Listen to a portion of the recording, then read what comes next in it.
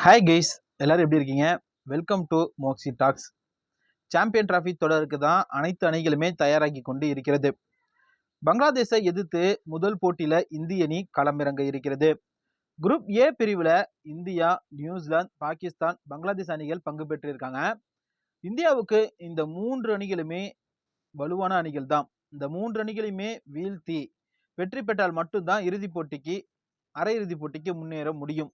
முதல் போட்டி பங்களாதேஷோட துபாயில நடைபெற இருக்கிறது.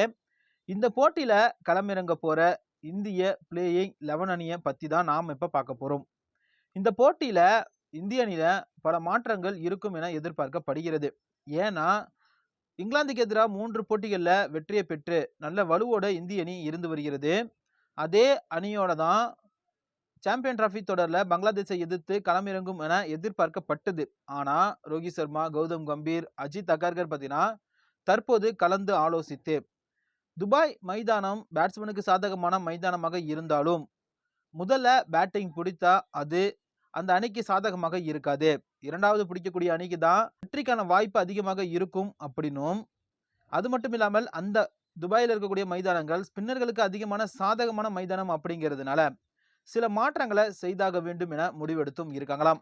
அதன்படி பங்களாதேஷுக்கு எதிராக களமிறங்க போற முதல் போட்டியில களமிறங்கக்கூடிய அந்த பிளேயிங் 11 அணி இதுதானாம். ரோஹித் சர்மா, சுப்மன் கில், விராட் கோலி, ஸ்ரேயஸ் ஐயர், KL ராகுல், ஹர்திக் பாண்டியா, ரவீந்திர ஜடேஜா, அக்ஷர் பட்டேல், குல்தீப் யாதவ், முகமது சமி, ஹர்தீப் சிங், இந்த 11 பேர் கொண்ட இந்திய அணி தான் பங்களாதேஷுக்கு எதிரான முதல் போட்டியில களமிறங்க இருக்காங்க.